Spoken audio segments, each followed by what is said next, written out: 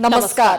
Prime समाचारमा स्वागत छ। म संगीता कटुवाल। म दृष्टिवाणी धेताल। सुरु गरौं अहिलेसम्मका प्रमुख समाचारबाट। सत्तारूढ गठबन्धनमा मन्त्रीमण्डल बाँडफाँड अन्तिम चरणमा। मन्त्रालयमा भने अझै सहमति भएन। शक्ति केन्द्र बनेका माधव नेपाललाई सरकारमा ल्याउने प्रयास जारी। आज 3365 जनामा कोरोना संक्रमण, 14 जनाको मृत्यु। काठमाडौँमा 49 वर्षभन्दा माथिकालाई आजदेखि खोपको पहिलो मात्रा लगाउन सुरु। कांग्रेसको क्रियाशील सदस्यता विवाद 96% समाधान भएको समितिको दावी। पूरक प्रतिवेदन सभापतिलाई बुझाइयो। अब भदौमै महाधिवेशन गराउने प्रतिबद्धता। सांसद पुनर्बहालीको माग गर्दै एमालेका 4 जनाले हालेको मुद्दामा अझ सुनवाई नै भएन। दलविहीन बनेका महन्त ठाकुर न्यायिक लडाईकी नयाँ दल गठन भन्नेमा अलमल। सरकार र चिनी उद्योगीले पटक पटक झोक्याएको भन्दै उखु किसान फेरि काठमाडौँमा। भदौ 5 गतेसम्म सम्पूर्ण भोक्तानी नभए सशक्त आन्दोलन गर्ने घोषणा। अमेरिकाको अलास्का राज्यमा बिहिबार 8.2 म्याग्निट्युडको शक्तिशाली भूकम्प। अब सुनामी आउन सक्ने भन्दै सचेत रहन चेतावनी।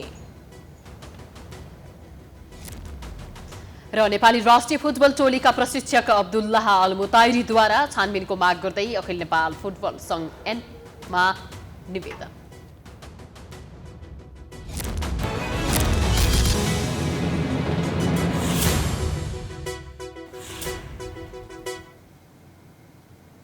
अब समाचार विस्तारमा।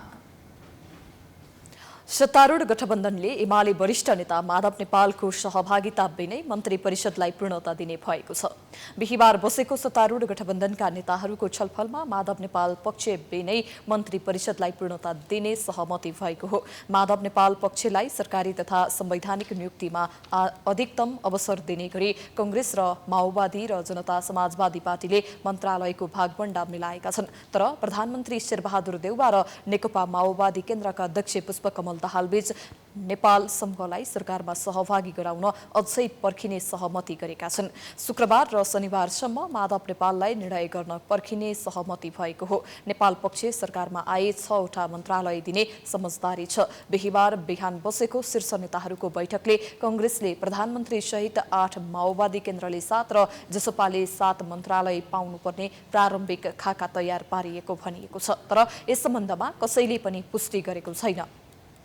जतिसक्दो चाँडो मन्त्री परिषद विस्तार गर्ने गरी गठबन्धन गृह कार्यमा जुटेको छ। मन्त्रालयको संख्यामा भागबण्डा मिले पनि कुन मन्त्रालय कुन दलले लिने भन्नेमा सहमति भएको छैन। त्यसैगरी जसपाको पनि भोलि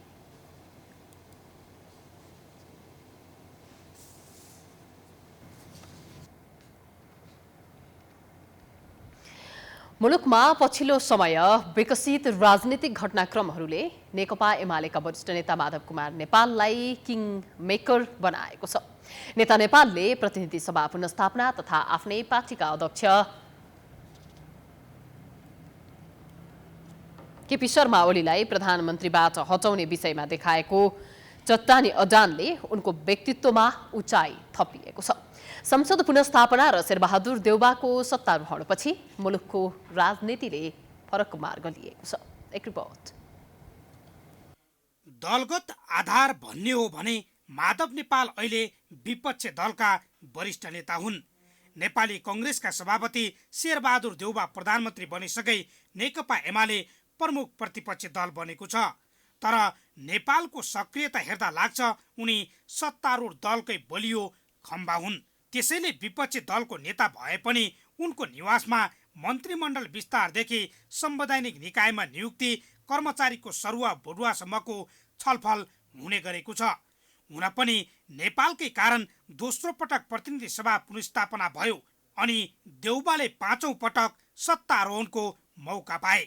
आफ्नै पार्टीका अध्यक्ष केपी शर्मा ओलीलाई सत्ताच्युत पार्न पदको माया मारेर पार्टीबाट पटक पटक कारबाही भोग्न समेत उनी तयार भए। नेपालको चट्टानी अडानका कारण राजनीतिले फरक मोड लियो। मार्गबाट बरालिएको संविधान सही बाटोमा आयो। नेपालको राजनीतिक उचाइ बुझेरै होला यति बेला प्रधानमन्त्री देउवा, माओवादी अध्यक्ष प्रचण्ड र जसपाका अध्यक्ष उपेन्द्र यादव हरेक निर्णय गर्नु अगाडि कोटेश्वर पुग्ने गरेका छन्। नेपालको अडानले नै मुलुकको राजनीतिले नयाँ कोर्स सुरु गरेको कारण उनी राजनीतिको केन्द्रबिन्दुमा आएको वामपन्थी नेता राधाकृष्ण मैनाली बताउँछन्। यो राम्रो कामको निम्ति उहाँको सबभन्दा पहिले रिस्क बोकेर एउटा खतरा बोकेर आफ्नो पद र हैसियतलाई समेत बाजीमा राखेर उहाँ पुनः पार्लियामेन्ट पुनर्स्थापित गर्नमा पार्टीको विमति बावजुद पनि आफ्नो समूहलाई लिएर अगाडि आउनुभयो, जसको कारणले पार्लियामेन्ट पुनर्स्थापित पनि भयो र जे गडबडी हुन्छ भन्ने ठानिया थियो त्यो गडबडीबाट ओलीले आफै परास्त हुनुभयो। यसकारण पार्लियामेन्ट यो पुनर्स्थापित पार्लियामेन्टको कडीको रूपमा माधवजी देखा पर्नुभयो। नेता मैनालीकै कुरा मान्ने हो भने नेपालले स्वार्थलाई त्यागेर पार्टीभित्रको गलत क्रियाकलापमाथि खबरदारी नगरेको भए राजनीतिक परिस्थिति कुनै हालतमा अहिलेको अवस्थामा आउने थिएन। सरकार बनाउन महत्त्वपूर्ण जिम्मेवारी निर्वाह गरेका नेपाल अध्यक्ष ओलीको प्रलोभनमा नफसेको कारण यति बेलाको मुलुकको राजनीतिको मियो बनेको मैनालीको दाबी छ। माधवजीको भूमिकाले शेरबहादुरजीको भूमिका हिजोको उहाँको शेरबहादुरजीको शासनकालभन्दा नयाँ रूपले अगाडि आयो, अझ उज्यालिएर आयो, भ्रष्टाचार नियन्त्रण गर्ने कुरोमा गयो, ओलीजीकै पालाका गलत निर्णयलाई सच्याउने कुरोमा गयो। अरू धेरै कुरो नगरे पनि यो अहिलेको शेरबहादुरजीको सरकारले ओलीका गलत निर्णयलाई मात्रै सच्याउन सक्यो भने पनि धेरै कुरो हुन्थ्यो। त्यसको निम्ति माधवजीको भूमिका ठुलै हुन्छ।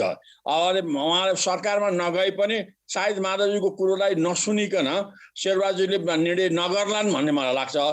देउबा प्रधानमन्त्री बनेपछि गठबन्धनबाट बाहिरिएको बताएका नेपालले अहिले पनि सरकारलाई सुझाव र समर्थन दिइरहेका छन्। सत्ता पक्षका बैठकमा आफै सहभागी हुने गरेका नेपालले अहिले भने प्रतिनिधि समेत पठाउने गरेका छन्। सत्ता पक्षका नेताहरूको कोटेश्वरमा दौडधुप बाक्लै हुन्छ।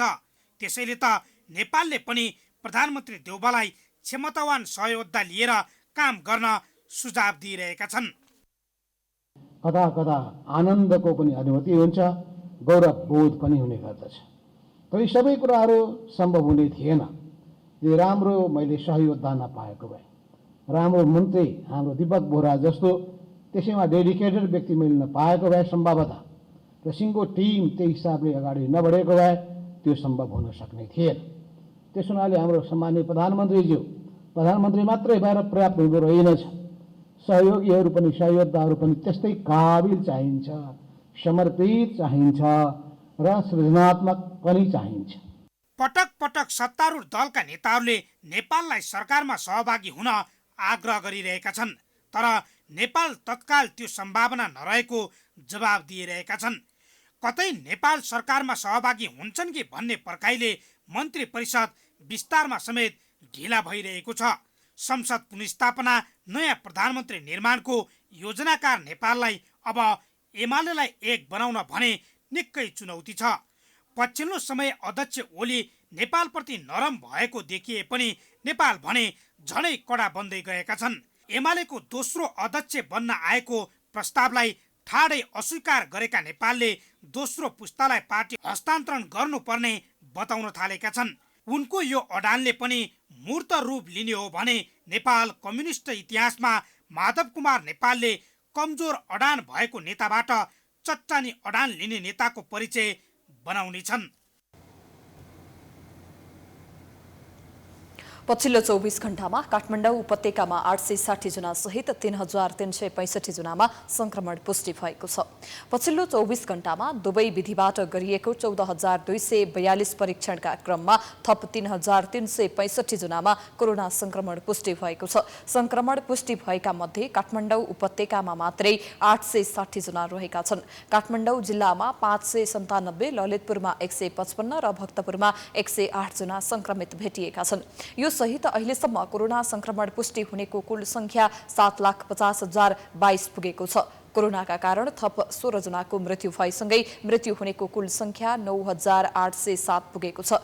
बिहिबार 1,373 जना कोरोना मुक्त भएका छन्। अहिलेसम्म कोरोना मुक्त हुनेको संख्या 6,50,445 पुगेको छ। कोरोना संक्रमण पश्चात निको हुने दर 94.1% रहेको छ। देशभर सक्रिय संक्रमितको संख्या फेरि पनि बढेर 30,392 90 पुगेको छ। संक्रमितको संख्या बढेसँगै सक्रिय संक्रमितको संख्या फेरि बढेको छ।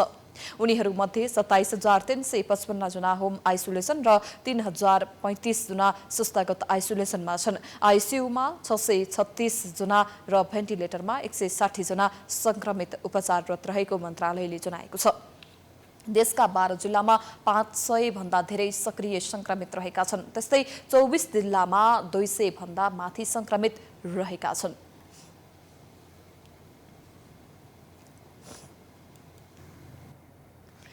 काठमाडौँ उपत्यकामा आजदेखि 50 वर्ष माथिका नागरिक र वैदेशिक रोजगारीमा जाने तथा फ्रन्ट लाइनरका लागि खोपको पहिलो मात्रा लगाउन सुरु गरिएको छ। 50 वर्षदेखि माथिका नागरिकका लागि काठमाडौँ महानगरपालिकाका 32 वटै वडा तथा अन्यको हकमा उपत्यकामा रहेको 5 वटा अस्पतालमा खोपको व्यवस्था गरिएको छ। खोप केन्द्रहरूमा देखिने अव्यवस्थित भेटभाडका कारण कोरोनाको जोखिम भने बढेको छ। एक रिपोर्ट। 50 वर्ष माथिका नागरिकका लागि काठमाडौँ महानगरपालिका 32 वटै वडा कार्यालयलाई केन्द्र तोकेर खोप अभियान सञ्चालन गरिएको छ। त्यस्तै वैदेशिक रोजगारीमा जाने तथा जोखिम समूहमा रहेकाहरूका लागि भने विभिन्न अस्पतालहरूमा खोप लगाउन थालिएको छ। वडामा सञ्चालन भएका खोप अभियान र अस्पतालमा सञ्चालन भएका खोप अभियानमा निकै भिन्नता पाइयो। वडामा खोप दिँदा स्वास्थ्यका मापदण्डको पालना गराउन कुनै समस्या थिएन। मानिसको कम उपस्थितिका कारण सर्वसाधारणले कुनै शास्ति नै भोग्नु परेको थिएन। राम्रै लाग्यो, सजिलो भयो, हुलमुल पनि भएन। अहिले अब लगाउनु पर्छ भनेर आज लगायो। अस्ति चाहिँ नि लाइन धेरै छ भनेर पछि लाउनु पाएन, आज चाहिँ लायो, राम्रै भयो। अस्पतालमा देखिएको भिडका कारण खोप लगाउन खोज्नेहरूबाटै संक्रमण सर्ने जोखिम बढेको छ। अस्पतालमा रहेका खोप केन्द्रहरूको व्यवस्थापन निकै कमजोरी देखिएको छ। प्रहरीको न्यून उपस्थितिका कारण अस्पताल प्रशासनलाई पनि भिड व्यवस्थापन गर्न हम्मे परेको थियो। भिड व्यवस्थापनको लागि हामीले अधिकतम प्रयास गरेका छौँ। अगाडि चिन्ह पनि राखेका छौँ। अब भिड खोप लगाउन आउने मान्छेहरूले पनि त्यो अलिकति हामी आफै पनि जागरुक भएर डिस्टेन्स मेन्टेन गरेर बसौँ, जोडिएर नबसौँ, मास्क लगाउँ भनेर हामीले माइकिङ गरेका छौँ। प्रहरीको सहायताबाट माइकिङ गरिरहेका छौँ। उहाँलाई त्यो भन्दा पनि उहाँहरू बिचमा अर्को मान्छे बस्छ कि भनेर कि हाम्रो एउटा प्रवृत्ति पनि होला, टाँसिएरै बस्नुहुन्छ। त्यसलाई अब हामीले चाहिँ उहाँहरूलाई त्यो अरू गर्न सकेको छैन। तर अब टोकन दिएका छौँ मान्छेलाई। हामीले जुन लक्षित वर्ग भनेर हामीलाई जुन तोकेको छ, जस्तै अहिले वडाबाट 50 वर्षभन्दा माथिको सबैले पाइराख्नु भएको छ भने तलको हकमा नेपाल सरकारले तोकेको, ऐनले तोकेको अत्यावश्यक सेवा भनेर तोकेको जुन सेवा छ 22 वटा सेवा, त्यो सेवाको कार्ड लिएर आउनुभएको मान्छेहरूले सबैजनाले लाइन बसेर पाइराख्नु भएको छ। कोरोना संक्रमण फेरि बढ्दै गएको कारण अस्पतालहरू भरिन थालेका छन्। यस्तो अवस्थामा शहर बजार मात्र नभएर खोप लगाउने स्थानमा समेत भिडलाई व्यवस्थित बनाउन सकिरहेको छैन, जसका कारण खोप लगाउने प्रयासमा नै संक्रमित भइन्छ कि भन्ने डर नागरिकमा छ। संक्रमणको बीचमा यसरी जोखिम मोलेर चाहिँ यसरी लाइन बसिरहनु भएको छ, कतिको डर लाग्छ? संक्रमण डर त लागिहाल्छ नि। अब डर मानेर के गर्नु होइन, अब खोप लाउनु परिहाल्यो। यस्तै छ, सबैको यस्तै हो। बाहिर जानकै लागि खोप? हजुर हो। होइन, हामी अब साइड वर्क हुन्छ हाम्रो होइन, कन्स्ट्रक्सन कम्पनीमा काम गर्ने हामी। अब बाहिर जानलाई भयो भने अब सिलाउनु पऱ्यो भनेर चाहिँ खोप लाउनु पऱ्यो भनेर। व्यवस्थापन चाहिँ कस्तो हुनु पर्थ्यो? अब दूरी मेन्टेन गर्नुपर्छ होइन। अब मास्कहरू लगाइदिनु पर्थ्यो 2 मिटरको ग्यापमा। अब त्यस्तो देखिएन, त्यो पनि अब आफ्नो हिसाबले अब बसिरहेको छ। गाह्रो हुँदो रहेछ, एकदमै भिड छ नि त। एकदमै भिड छ। यहाँ लाइन बसेर आउँदा नै उल्टै कोरोना लाग्ला कि भन्ने डर रहेछ क्या। अलिकति सोसल डिस्टेन्सिङको व्यवस्था मिलाउन पाए अझै रमाइलो हुन्थ्यो लगाउन नि होइन। जस्तै अब ओडामा लाउने ठाउँमा त त्यस्तो भिडभाड हुँदैन नि त। जस्तै ओडामा दिइरहेको छ नि त, त्यसै गरी दिएको भए त पनि राम्रो हो। ओडामा पठाइदियो नि। एकचोटि फर्म पनि आएको थियो, अनलाइन फर्म भर्ने, त्यसको खै साइन छुट्टै छैन। गाह्रो छ नि। अनलाइन फर्म भरेको नि, केही रेस्पोन्स आएन। फोन नम्बर दिएको केही आएन। पछिल्लो तथ्याङ्क हेर्ने हो भने कोरोना संक्रमितले अस्पताल भरिन थालेका छन्। यसरी नै भिडभाडजन्य क्रियाकलाप बढ्दै जाँदा स्वास्थ्यको मापदण्डको पालना नगर्ने हो भने संक्रमणले आकाश छुने निश्चित छ अनि दोस्रो लहरमा जस्तै बिरामीहरूले उपचार नपाउने अवस्था आउन सक्छ। प्राइम टाइम्स टेलिभिजनका लागि क्यामेरामा राधिका श्रेष्ठका साथमा सृजना कार्कीको रिपोर्ट। प्रतिनिधि सभा अन्तर्गतको महिला तथा सामाजिक समितिले सम्भावित कोरोनाको तेस्रो महामारीसँग लड्न आवश्यक तयारीमा लाग्न सरकारलाई निर्देशन दिएको छ। सिंहदरबारमा बिहिबार बसेको बैठकले सम्भावित कोरोनाको तेस्रो महामारीको तयारी सहित छिटोभन्दा छिटो परिणामदायी रणनीति बनाउन सरकारलाई निर्देशन दिएको हो। आवश्यक भौतिक संरचना र उपकरण खोप लगाएका व्यवस्था गर्न स्वास्थ्य मन्त्रालयलाई निर्देशन दिएको समितिले सभापति निरुदेवी पालले जानकारी दिन्। विभिन्न मुलुकमा बालबालिकालाई कोरोनाको खोप लगाइसकेको अवस्थामा नेपालमा पनि बालबालिकालाई प्रयोग गर्न मिल्ने खोपको व्यवस्था र स्थानीय तहमा समेत महिला तथा बालबालिका मैत्री क्वारेन्टिनको तयारी गर्न पनि निर्देशन दिएको छ। असर एवं व्यवस्थापनगत वा प्रबन्धगत प्रणालीमा देखिएका सुधार गर्नुपर्ने पक्षहरू अनुभवहरूबाट शिक्षा ग्रहण गर्दै सन्निकट सम्भाव्य तेस्रो लहरको कोरोना महामारीको प्रभावलाई अधिकतम रूपमा न्यूनीकरण रोकथामको पहल गर्न एवं यस महामारीलाई सामना गर्न शीघ्रातिशीघ्र पूर्व तयारी सहित परिणामदायी रणनीति बनाउन आवश्यक भौतिक संरचना एवं उपकरणहरूको शीघ्र व्यवस्थापन गर्न खोप लगायतका विषयहरूको प्रबन्ध गर्न समिति कोभिड-19 रोकथाम तथा नियन्त्रण उच्च स्तरीय समिति तथा स्वास्थ्य तथा जनसङ्ख्या मन्त्रालयलाई निर्देशन गर्दछ। बैठकमा समिति सदस्यहरूले सम्भावित तेस्रो लहरबाट बालबालिकाबाट जोगाउन सरकार गम्भीर रूपमा लाग्नुपर्ने सुझाव दिए। उनीहरूले पर्याप्त भेन्टिलेटर लगायत स्वास्थ्य उपकरणको व्यवस्था गर्न पनि सरकारको ध्यान आकर्षण गराएका थिए। जब अभाव हुन्छ त्यतिखेर चाहिँ को छ त हाम्रो बोलिदिने भन्ने आउँदाखेरि अब रात 12 बजे फोन आयो भने कसलाई भेन्टिलेटर चाहियो, यस्तो सिरिङ फोन उठाउँदा पनि यस्तो खालको स्थिति भयो भनेपछि अब बिस्तारै त यसले सिकायो। तर पूर्व तयारी भनेको त यो कुरालाई चाहिँ जानेर हामी बढ्ने होला नि त, चाहे बालबालिका होस् चाहे ज्येष्ठ नागरिक कुरा होस्। भनेपछि हामीले धेरै जनता चाहिँ भेन्टिलेटरको कारणले हो इम्युनिटी पावर बढाउने अरू कारणले हुने कुरा, औषधिको अभावले हुने कुरा पछिल्लो चरण। तर पहिलो त अक्सिजनै दिने कुरामा औषधि आदि इत्यादिको कुरा चाहिँ पछिल्लो कुरा। असोजदेखि तेस्रो लहर आउँछ भन्ने खालको कुरो छ। तेस्रो लहर आउँछ भन्दै गर्दाखेरि अब हाम्रो तयारी के छ भन्ने बारेमा चाहिँ अब केही विषय त राख्नु भयो।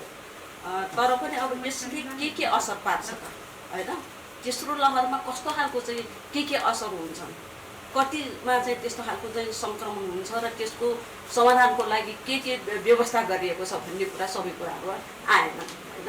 त्यसको लागि पनि स्वास्थ्य मन्त्रालयले चाहिँ तयारी गरेर एउटा आश्वस्त पार्ने काम पक्कै हुनेछ भन्ने मलाई लाग्छ।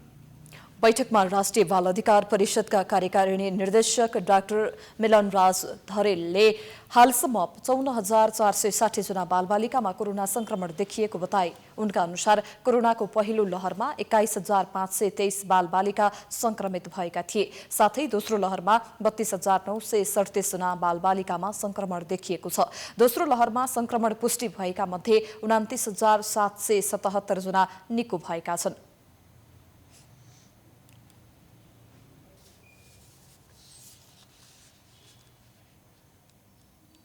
नेपाली कांग्रेसको क्रियाशील सदस्यता छानबिन समितिले विवाद भएका केही स्थानमा पुनः सहमति जुटाएर पूरकको प्रतिवेदन बुझाएको छ। झण्डै 100 ओडामा विवाद रहेर नटुङ्गिएको सदस्यताबारे समितिले पाएको 24 घण्टे म्यादमा थप 10 वटा ओडामा सहमति जुटाएको हो। समितिले अब 96% क्रियाशील सदस्यता टुङ्गिएको दावी गरेको छ। समितिले कांग्रेस सभापति शेरबहादुर देउबाको निजी निवास बुढानीलकण्ठमा जारी पदाधिकारी बैठकमा आज पूरकको प्रतिवेदन बुझाएको हो। क्रियाशील सदस्यताको छानबिनको अधिकांश काम सकिसकेका छौँ। केही विषयहरू केन्द्रीय नेतृत्वमा नै केन्द्रीय नेताहरूको तहमै निर्णय गर्नुपर्ने भनेर हामीले पहिचान पनि गरिसकेका छौँ र त्यो पहिचान गरेका विषयहरू प्रतिवेदनमा उल्लेख गरेर केन्द्रीय नेताहरूको तहमा हामीले प्रस्तुत गरेका छौँ। निर्णय गर्नुपर्ने भनेर पहिचान गरेका विषयहरूलाई 5 दिनभित्र नेताहरूले चाहिँ त त्यसमा निर्णय गरिसक्ने भन्नुभएको छ र नेताहरूले निर्णय गरिसकेपछि त्यसपछि चाहिँ त अरू कामहरू निर्वाचन समितिका लगायतका अरू कामहरू अगाडि बढ्छन्।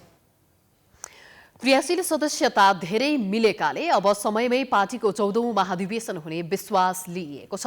सर्लाही र सिन्धुपाल्चोक लगायत 4 वटा जिल्लाका केही स्थानमा सहमति हुन नसकेकाले ती स्थानको क्रियाशील सदस्यता नेतृत्वले नै टुङ्ग्याउने गरी जिम्मा दिएको छ। सदस्यता 13औं महाधिवेशनमा भन्दा डबल बढी छ। यति धेरै क्रियाशील सदस्यता भएको अवस्थामा 4% स्थगनले महाधिवेशन रोकिँदैन। जहाँ निर्णय हुन सकेन त्यसलाई स्थगन गराएर महाधिवेशन सम्पन्न गर्ने प्रक्रिया एकदमै फास्ट ट्र्याकमा अगाडि बढाउनुपर्छ। अब छिटो काम भएन, हामीले गरेका निर्णयहरूलाई छिटो लागू गरिएन, अब निर्वाचन समितिलाई छिटो सक्रिय बनाइएन भने अब हामीलाई समय पुग्दैन। त्यसैले अब हामीले 16-19मै केन्द्रीय महाधिवेशन गर्ने गरी केन्द्रभन्दा तलका तहहरूको अधिवेशनको मिति तत्काल तय गर्न जरुरी छ। समितिको पूरक प्रतिवेदनमाथि आजै पदाधिकारी बैठकमा छलफल भएको थियो। अब छिट्टै ओडादेखि केन्द्रसम्मको अन्तिम कार्यतालिका बनाउने तयारी भइरहेको बताइएको छ।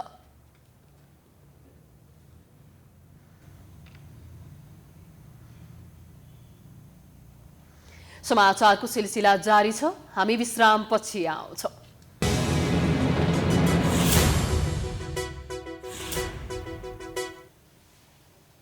विश्रामपछि स्वागत छ। अब बाँकी समाचार। सांसद पद कायम गराई कामकाज गराई पाऊँ भन्दै दायर गरिएको पूर्व माओवादी नेताहरूको रिट आज हेर्न नभ्याइने सूचीमा परेको छ। न्यायाधीश दीपक कुमार कार्कीको एकल इजलासमा परेको रेट आज हेर्न नभ्याइने सूचीमा परेको हो।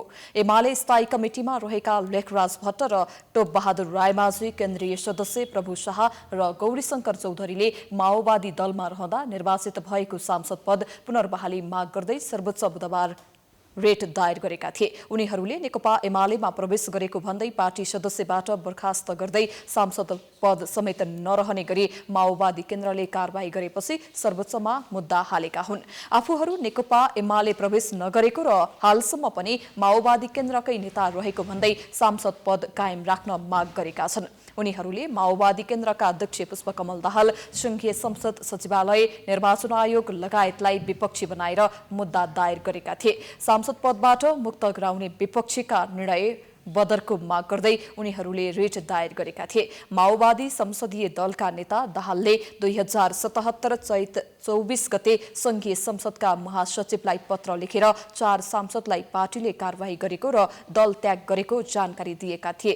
त्यसको 2 दिनपछि सभामुखले उनीहरूको पद रिक्त भएको जानकारी सार्वजनिक गरेका थिए। बिहीबार न्यायाधीश दीपक कुमार कार्कीको इजलासमा पेशी सूचीमा चढे पनि लागू औषधको मुद्दाको सुनवाईका कारण रायमाझी लगायतले दायर गरेको रिटमाथि समय अभावका कारण हेर्न नभ्याइने सूचीमा परेको हो।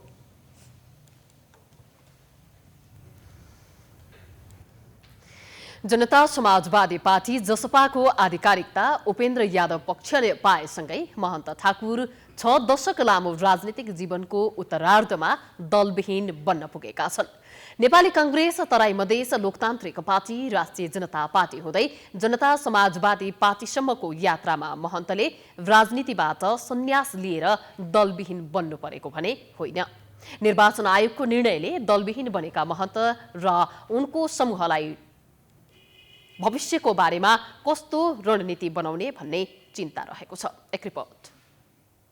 जेठ 7 को मध्यरातमा प्रतिनिधि सभा विघटनपछि जसपा अध्यक्ष उपेन्द्र यादवलाई छोडेर आफूतिर आएका र आफैले मन्त्री बनाएका मात्र होइन, वर्षौंदेखि आफूसँगै रहेका एकपछि अर्को नेताले छोडेपछि राजनीतिको उत्तरार्धमा महन्त ठाकुर दलविहीन बनेका छन्। एमाले र माओवादी केन्द्र बिउतिएपछि प्रधानमन्त्रीकै अफर आउँदा समेत ठाकुरले एमाले अध्यक्ष केपी शर्मा ओलीका लागि त्यस्तो लाभ पनि नलिएको विश्लेषण हुन थालेको छ। त्यो हामीले विश्लेषण गर्दा हामीले भन्ने कुरा त के हो भने र वास्तविक कुरा पनि हो, हामी आफ्नो एजेन्डामा स्टिक रहौँ। त्यहाँ महन्त ठाकुरले एक प्रकारले त्याग नै देखाउनु भएको छ कि मलाई मेरो निमित्त यो महत्त्वपूर्ण छैन, यो नै महत्त्वपूर्ण छ। तर अन्तर्य कुरा पनि गर्ने हो भने शेरबहादुरजीले त एकपटक पनि त्यो कुरा राख्नु भएन नि, माधवजीले राख्नु भएन नि, प्रचण्डजीले राख्नु भएन नि, त जसपा मात्रैले गर्दाखेरि त्यो हुने स्थिति त थिएन। सम्पत्ति, निजी जीवनदेखि राजनीतिसम्ममा त्यागका पर्याय भनेका महन्तले लामो राजनीतिक जीवनमा अवसर नपाएका पनि होइनन्। कांग्रेसको राजनीतिबाट 2048मा सर्लाही 5बाट बहुदलीय व्यवस्थामा पहिलो चुनाव जितेका उनी 2051मा उपसभामुख बनेका थिए। 2051को मध्यावधि निर्वाचन जितेर कृषि मन्त्री पनि बने। 2056मा कानुन मन्त्री बनेका महन्त गिरिजाप्रसाद कोइरालाका विश्वासपात्र हुँदै कांग्रेसको कोषाध्यक्षसम्म बनेका थिए। कांग्रेस छाडेर मधेस आन्दोलनमा लाग्नु अघि उनी विज्ञान तथा प्रविधि मन्त्री बने। 2064 को चुनावअघि तराई मधेस लोकतान्त्रिक पार्टी तमलोपा गठन गरेका ठाकुर 2064 को संविधान सभा सदस्य निर्वाचनमा पराजित भए पनि मन्त्री परिषदबाट मनोनयन हुने 26 जना भाग्यमानी भित्र परेर संविधान सभा सदस्य बनेका थिए। दोस्रो संविधान सभामा पनि हार बेहोरे पनि उनी दोस्रो मधेस आन्दोलनमा निर्विवाद नेताका रूपमा स्थापित भए। संविधान घोषणापछिको आम निर्वाचन अघि विभाजनबाट चिराचिरा बनेको मधेसवादी 6 दल मिलाएर राजपा बनाएका ठाकुरले जुनियर नेताहरूलाई अध्यक्ष मण्डलको संयोजकमा आलोपालो गर्न सहमति दिएर त्याग देखाए। राजपामा चलेको अन्त्यहीन अन्तरसङ्घर्षबाट अजित ठाकुरले उपेन्द्र यादव नेतृत्वको समाजवादी पार्टीसँग एकता गर्न चाहे पनि लामो समय सम्भव भएन। 2077 वैशाखमा तात्कालीन प्रधानमन्त्री ओलीले दल विभाजनलाई सहज बनाउने अध्यादेश ल्याएर समाजवादी पार्टी फुटाउन खोजेपछि राजपा र सङ्घीय समाजवादी पार्टीबीच रातारात एकता भएर 2077 वैशाख 10 गते जनता समाजवादी पार्टी नेपाल जसपा जन्मियो। उनी ओलीले दोस्रो पटक गरेको प्रतिनिधि सभा विघटन र सत्ता सञ्चालनमा साथ दिँदा ठाकुर जसपाको आधिकारिकता गुमाएर दलविहीन बन्न पुगेका छन्। 16 जना कार्यकारिणी समिति सदस्यलाई आधिकारिकता पाएका उपेन्द्र यादव पक्षका 34 सदस्यहरूको बैठकले कारबाही गरेसँगै अब महन्त समूहसँग पार्टीमै आत्मसमर्पण गरेर बस्ने, निर्वाचन आयोगको निर्णय विरुद्ध अदालतमा रिट निवेदन मार्फत न्यायिक लडाईँ लड्ने र नयाँ दल गठन गर्ने विकल्प मात्रै बाँकी छ। अब कानुनी पाटोमा पनि उपचार खोज्ने कुराहरू छ, एउटा त्यतातिर पनि जाने कुरा छ।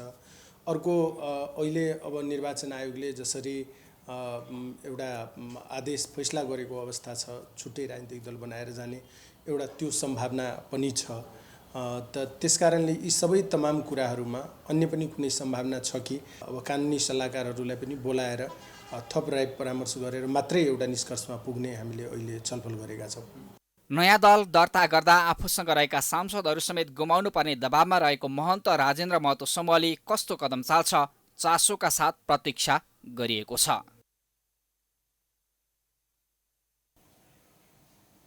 सर्लाहीका उखु उत्पादक किसानले उखुको भुक्तानी नपाएको भन्दै फेरि आन्दोलित गर्ने चेतावनी दिएका छन्। आफूहरूले उत्पादन गरेको उखुको करोडौं भुक्तानी नपाएको भन्दै उनीहरू आन्दोलनको तयारीमा लागेका हुन्। बिहिबार रिपोर्टर्स क्लबमा पत्रकार सम्मेलन गर्दै उखु किसान संघर्ष समिति सर्लाही, राष्ट्रिय कृषि श्रमिक संघ, उखु किसान संघर्ष समिति सर्लाही र किसानहरूले संयुक्त पत्रकार सम्मेलन गर्दै विगत 3-4 वर्ष अघिदेखिको भुक्तानी आफूहरूले पटक पटक आन्दोलन गर्दा पनि नपाएको भन्दै फेरि आन्दोलन गर्ने चेतावनी दिएका हुन्। सरकारबाट आश्वासन पाए पनि भुक्तानी नसकेका कारण यसकारण फेरि आन्दोलन गर्न बाध्य भएर आन्दोलनको तयारी गर्नु परेको उनीहरूले बताएका छन्। भदौ 5 गतेसम्म पनि किसानहरूको सम्पूर्ण भुक्तानी नभए सशक्त आन्दोलन गर्न उखु किसान संघर्ष समितिका संरक्षक राकेश मिश्रले जानकारी दिए। त्यो त इमिडिएटली रिलिज गरिदिन्छ, हामी पनि खुसी भइहाल्छौँ कि हाम्रो चाहिँ हैन माग वास्तवमा यो सम्बोधन गर्ने हो, किनभने सहमति सिग्नेचर गरेकै बखत चाहिँ किसानको खातामा पैसा चाहिँ ट्रान्सफर हुन थाल्छ। तर त्यतिखेर जति पैसा ट्रान्सफर हुन्छ, जब हामी फर्केर फेरि गाउँतिर जान्छौँ त्यसपछि चाहिँ टोकन सिस्टममा कहिले 2 जना किसानलाई, कहिले 4 जना किसानलाई, कहिले 5-7 जना किसानलाई दिने गर्दछ र बाँकी फेरि पैसालाई त्यो लम्ब्याउने गर्छ। जब सरकारलाई तगेदा गर्छु, सरकारले के हामीसँग एग्रिमेन्टमा भन्छ भने मौखिक रूपमा धेरै कठोर शब्दको प्रयोग गर्छ, तर लेख्ने बेलामा मन्त्रालयको नियम कानुनले मिल्दैन, सहजीकरण अलि सफ्ट शब्दहरूको प्रयोग गरौँ, यो हाम्रो कानुनी बाध्यता हो। मुखले भन्छ हैन कि हामी त तुरुन्त उठाएर दिइहाल्छौँ। अब मन्त्री जस्तो मान्छे, उप प्रधानमन्त्री जस्तो मान्छे, प्रधानमन्त्री कार्यालयबाट आएको म्यासेज हामी राष्ट्रपति कहाँ पनि गयौँ, स्वयं राष्ट्रपतिजीलाई नै हामीले अनुरोध गऱ्यौँ। राष्ट्रिय अभिभावकको नाताले सबै ठाउँमा कुरा गर्दा वचन त बहुत मिठो मिठो सुनिन्छ। किसानहरूका अनुसार इन्दिरा सुगर मिल, लुम्बिनी चिनी कारखाना, अन्नपूर्ण चिनी मिल, महालक्ष्मीबाट भुक्तानी हुन बाँकी छ। त्यस्तै श्रीराम सुगर मिलबाट पाउनुपर्ने 3 करोड सर्लाहीका प्रमुख जिल्ला अधिकारीलाई जिम्मा दिए पनि जिल्लाका किसानले अहिलेसम्म पनि पाएका छैनन्। उखु किसान विक्रम सम्वत 2076 वैशाख 31 यता निरन्तर आन्दोलनमा छन्। विक्रम सम्वत 2077 पुसमा किसानले दोस्रो पटक काठमाडौँमा आन्दोलन गरेका थिए। आन्दोलनकै दबावले सुगर मिलले केही रकम मात्रै भुक्तानी गरेको थियो। सरकारले चिनी उद्योगीको शेयर र जग्गा लालपूर्जा रुक्का गर्ने तथा 21 दिनभित्र भुक्तानी नगरे कडा कारवाही गर्ने प्रतिबद्धता जनाएपछि किसान किसानले आन्दोलन स्थगन गरेका थिए। 16 दिनको आन्दोलनपछि सरकार र उखु किसान संघर्ष समितिबीच 4 बुँदे सहमति भएको थियो, तर अझै पनि पूरा भुक्तानी भने पाएका छैनन्। आज विश्व बाघ दिवस मनाइएको छ। दिवसका अवसरमा प्रधानमन्त्री शेरबहादुर देउवाले बाघको वासस्थानको सुरक्षा, चोरी निकासी, गैरकानूनी व्यापार नियन्त्रणमा ध्यान दिने प्रतिबद्धता जनाएका छन्। तर बाघको उचित संरक्षण चुनौतीपूर्ण बन्दै गएको छ। बाघको संरक्षण र बाघबाट हुने मानवीय क्षति रोक्न आवश्यक देखिन्छ। एक रिपोर्ट। बाघको अस्तित्व मानवको दायित्व भन्ने सन्देशका साथ बिहिबार नेपालमा बाघ दिवस मनाइएको छ। यो दिवसलाई राष्ट्रिय निकुञ्ज तथा वन्यजन्तु संरक्षण विभागले महत्त्व दिने गरेको छ। तर बाघसँग सम्बन्धित अन्य संघ संस्थाले पनि यो दिवस मनाएका छन्। राष्ट्रिय बाघ संरक्षण समितिले आयोजना गरेको बाघ दिवस कार्यक्रमलाई सम्बोधन गर्दै प्रधानमन्त्री शेरबहादुर देउवाले बाघको वासस्थान सुरक्षित राख्न विशेष ध्यान दिनुपर्नेमा जोड दिएका छन्। ललितपुरमा बिहिबार भएको कार्यक्रमलाई सम्बोधन गर्दै प्रधानमन्त्री देउवाले बाघको वासस्थानको सुरक्षा, चोरी निकासी, गैरकानूनी व्यापार नियन्त्रणका लागि ध्यान दिनुपर्ने बताएका हुन्। त्यसैगरी उनले विश्वका विभिन्न देशबाट बाघ हेर्न मानिसहरू नेपाल आउने भएकाले पर्यटन प्रवर्धनमा पनि बाघको महत्त्वपूर्ण भूमिका रहेको बताएका छन्। बाघ संरक्षणका लागि नेपालले विभिन्न कुञ्जहरूको स्थापना गरी वासस्थान सुधारका कार्यक्रम निरन्तर गर्दै आएको छ भने चोरी सिकारी नियन्त्रणका लागि नेपाली सेनाबाट नियमित गस्ती सञ्चालन,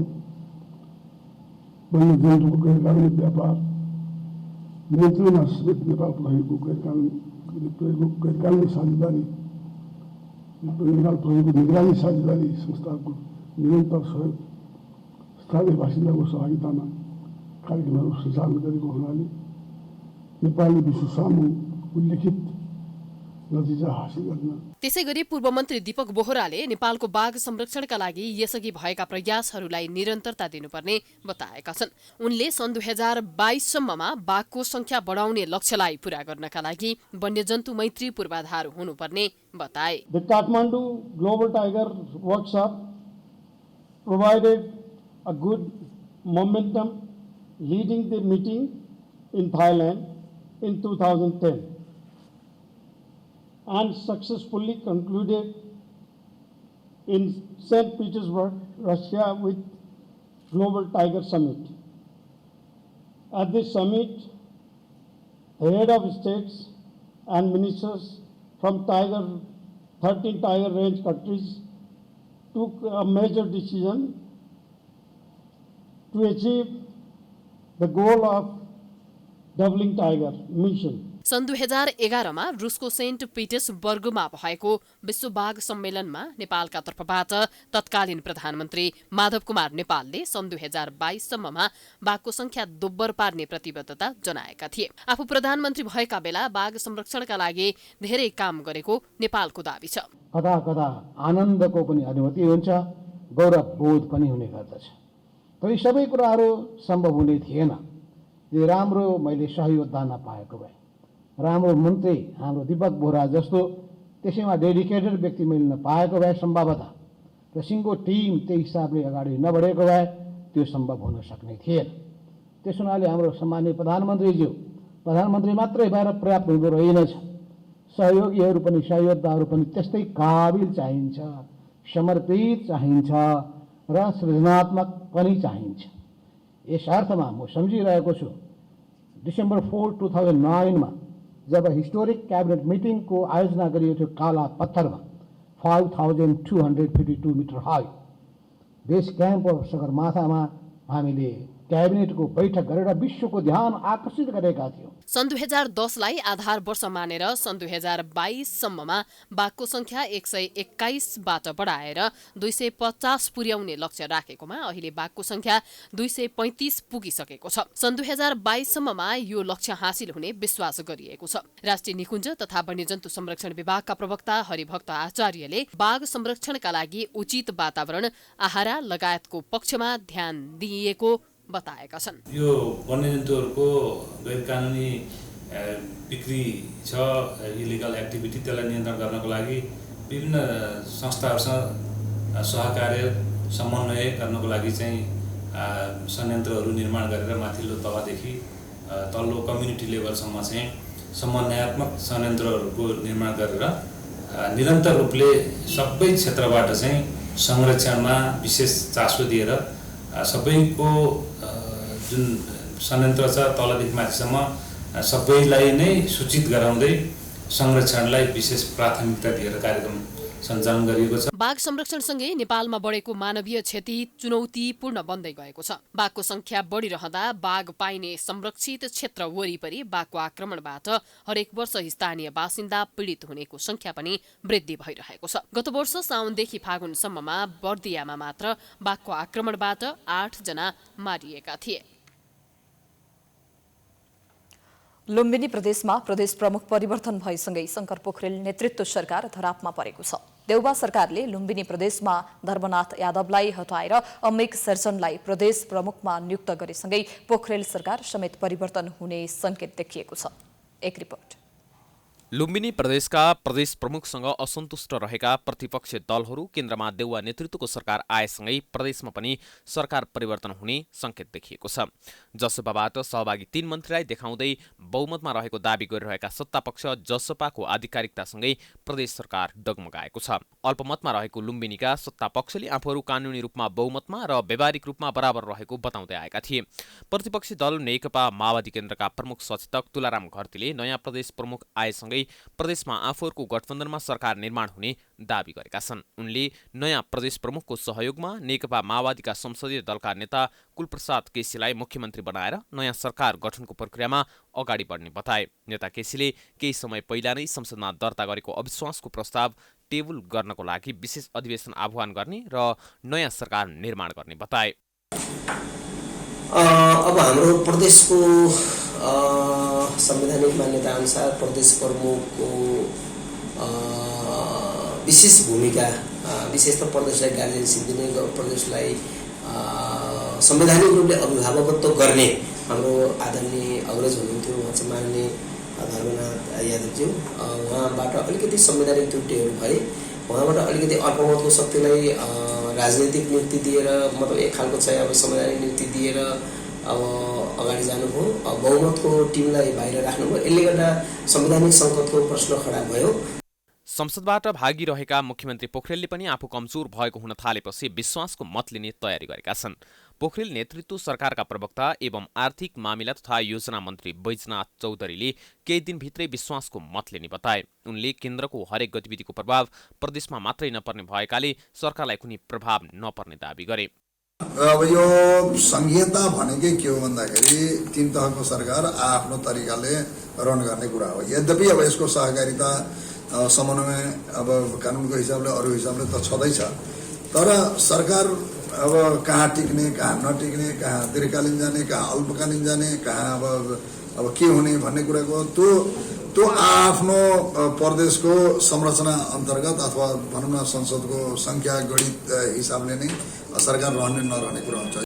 लुम्बिनी प्रदेशमा सभामुख बाहेक सत्तापक्ष र विपक्षी गठबन्धन पक्ष बराबर 41 जना सांसदहरू रहेका छन्। तर पोखरेल सरकारलाई समर्थन दिएको जसपाका 3 सांसद कारबाहीमा परेपछि सरकार अल्पमतमा परेको छ। मुख्यमन्त्री पोखरेलले बहुमत गुमे राजीनामा दिन्छु संसदमा भनेकोले पनि विपक्षीहरू कडा रूपमा बैठकमा प्रस्तुत हुने तयारी गरेका छन्। अन्तिम समयमा गेम चेन्ज हुने लुम्बिनीमा नयाँ प्रदेश सरकार निर्माण प्रक्रिया कसरी अगाडि बढ्ने हो त्यो भने हेर्न बाँकी नै छ।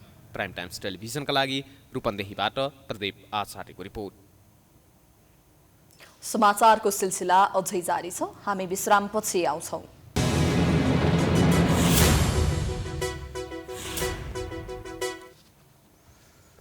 विश्रामपछि स्वागत छ। अब अन्तर्राष्ट्रिय समाचार।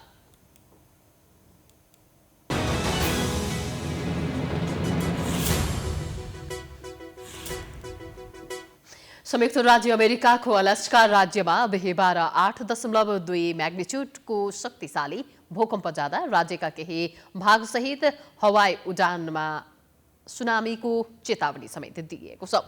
अमेरिकाको पछिल्लो 50 वर्षमा आएको भूकम्पमध्ये यो सबैभन्दा शक्तिशाली थियो। स्थानीय समय अनुसार बुधबार राति 10:15 बजे 75 माइल दक्षिण पूर्वको स्थानलाई केन्द्रबिन्दु बनाएर यो भूकम्प गएको अमेरिकी भूगर्भ सर्वेले जनाएको छ। सन् 1990 यता विश्वभर 8.2 म्याग्निच्युड वा त्योभन्दा शक्तिशाली भूकम्प मात्र 17 पटक गएको छ। भूकम्पका लागि अलास्का नयाँ क्षेत्र भने होइन। सन् 2020 यता मात्र त्यहाँ 49,000 भन्दा बढी पटक भूकम्प गइसकेका छन्। अलास्कामा सन् 1964 मा 9.2 म्याग्निच्युडको भूकम्प गए यता यो नै सबैभन्दा ठूलो शक्तिशाली भूकम्प हो।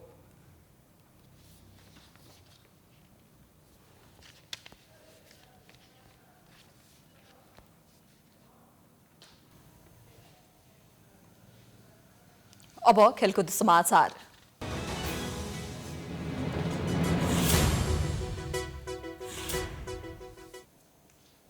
नेपाली राष्ट्रिय फुटबल टोलीका प्रशिक्षक अब्दुल्लाह अल मुताइरीले छानबिनको माग गर्दै अखिल नेपाल फुटबल संघ एन्फामा निवेदन दिएका छन्। साउन 10 गते राजीनामा दिने सामाजिक सञ्जालबाट घोषणा गरेका अल मुताइरीले आज एन्फामा 2 सञ्चारकर्मी र वरिष्ठ उपाध्यक्षसँगको विवादबारे छानबिन गर्न भन्दै निवेदन दिएका हुन्। प्रशिक्षकले राजीनामा दिने भनेपछि सुरु भएको विवादका विषयमा छलफल गर्न भोलि एन्फाको बैठक बस्दैछ। अल मुताइरीले वरिष्ठ उपाध्यक्ष पंकज विक्रम नेमाङले केही साता यता आफूलाई दुःख दिएको कारण राजीनामा दिने बताएपछि सामाजिक सञ्जाल तरङ्गित बनेको थियो। त्यस्तै पंकज विक्रम नेमाङले आफूमाथिको आरोप पुष्टि गर्न चुनौती दिँदै छानबिनको माग गरेका थिए।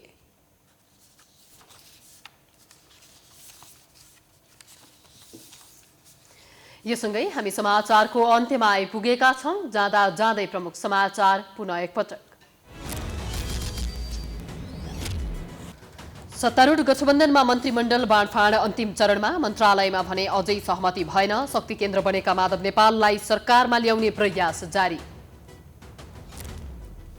आज 3,365 जनामा कोरोना संक्रमण, 14 जनाको मृत्यु। काठमाडौँमा 49 वर्षभन्दा माथिकालाई आजदेखि खोपको पहिलो मात्रा लगाउन सुरु।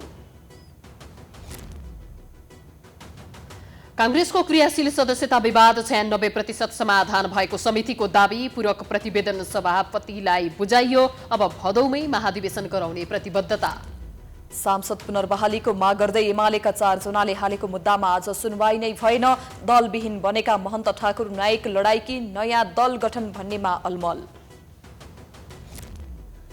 सरकार र चिनी उद्योगीले पटक पटक झोक्याएको भन्दै उखु किसान फेरि काठमाडौँमा। भदौ 5 गतेसम्म सम्पूर्ण भुक्तानी नभए सशक्त आन्दोलन गर्ने घोषणा। अमेरिकाको अलास्का राज्यमा बिहिबार 8.2 म्याग्निच्युडको शक्तिशाली भूकम्प।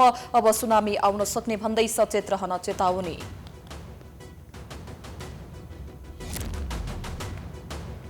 र नेपाली राष्ट्रिय फुटबल टोलीका प्रशिक्षक अब्दुल्लाह अल मुताइरीद्वारा छानबिनको माग गर्दै अखिल नेपाल फुटबल संघमा निवेदन।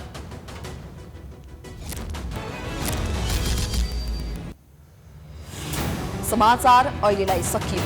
यसपछिको प्रस्तुति जनता जान्न चाहन्छन् ऋषि कमलाको साथमा। हेर्दै गर्नुहोला प्राइम टाइम्स टेलिभिजन। नमस्कार।